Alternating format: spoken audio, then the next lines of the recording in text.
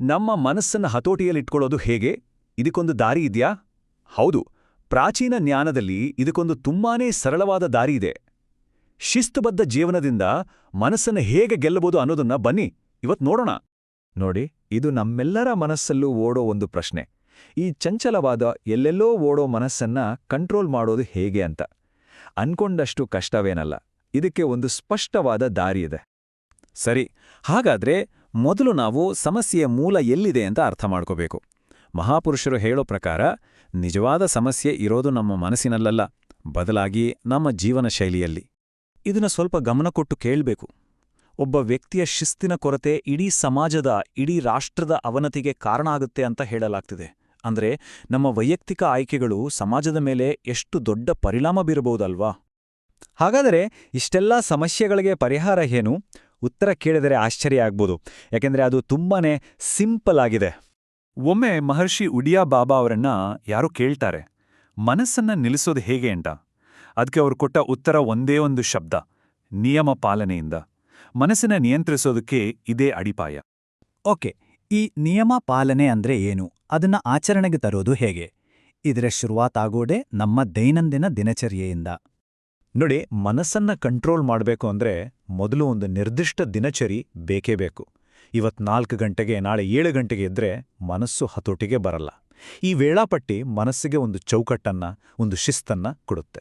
ಆದರೆ ಈ ಶಿಸ್ತು ಅನ್ನೋದು ಬರೀ ಬೇಗ ಏಳೋದಕ್ಕೆ, ಬೇಗ ಮಲ್ಗೋದಕ್ಕೆ ಸೀಮಿತ ಅಲ್ಲ.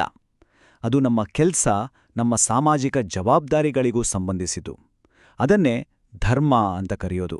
ಇಲ್ಲಿ ಒಂದು ಅದ್ಭುತವಾದ ಯೋಚನೆ ಇದೆ: ನಮ್ಮ ಕೆಲಸವೇ ದೇವರ ಸೇವೆ ಅಂತ. ನಾವು ಯಾವುದೇ ವೃತ್ತಿಯಲ್ಲಿರಲಿ ಅದನ್ನ ಧರ್ಮದಿಂದ, ಪ್ರಾಮಾಣಿಕತೆಯಿಂದ ಮಾಡಬೇಕು. ಇಲ್ಲ ಅಂದ್ರೆ ನಾವು ಮಾಡೋ ಪೂಜೆ, ಜಪ, ತಪಸ್ಸು ಎಲ್ಲವೂ ವ್ಯರ್ಥ. ನೋಡಿ, ಎಂಥ ಅದ್ಭುತ ಉದಾಹರಣೆ. ಒಬ್ಬ ವಕೀಲನ ಧರ್ಮ ಏನು? ದುಡ್ಡಿಗೋಸ್ಕರ ತಪ್ಪು ಮಾಡಿದವರನ್ನ ಬಿಡಿಸೋದ?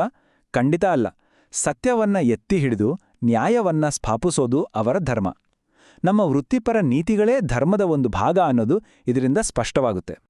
ಅಂಗಡಿಯವನ ಉದಾಹರಣೆ ತಗೊಳ್ಳೋಣ. ಅಯ್ಯೋ, ಇದ್ರಲ್ಲಿ ನನಗೇನು ಲಾಭನೇ ಇಲ್ಲ ಅಂತ ಸುಳ್ಳು ಹೇಳೋದು ಒಂದು ದಾರಿ.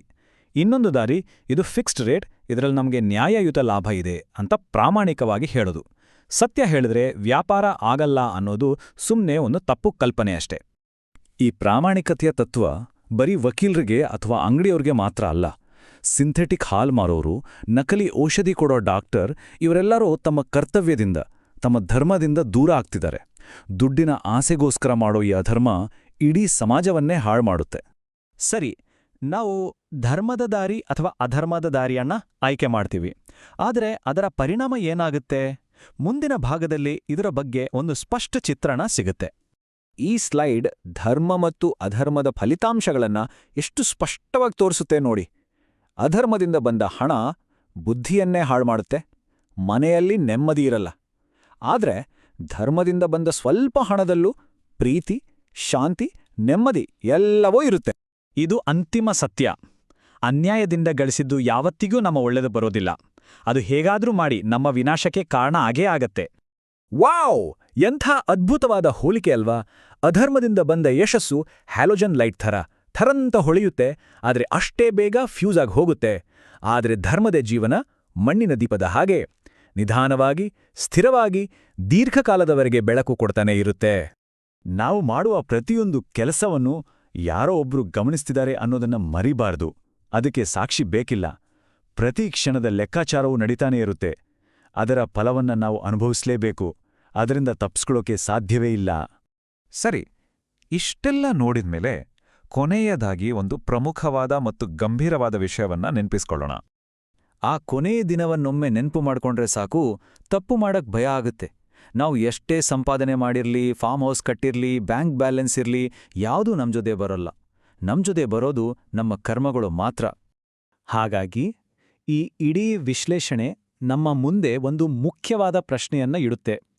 ನಮ್ಮ ಜೀವನದ ಲೆಕ್ಕಾಚಾರ ಮಾಡಿದಾಗ ಪುಣ್ಯದ ಖಾತೆ ಜಾಸ್ತಿ ಇರುತ್ತೋ ಅಥವಾ ಪಾಪದ ಖಾತೆಯೋ? ಇದರ ಬಗ್ಗೆ ಖಂಡಿತವಾಗಿಯೂ ಯೋಚನೆ ಮಾಡಬೇಕು.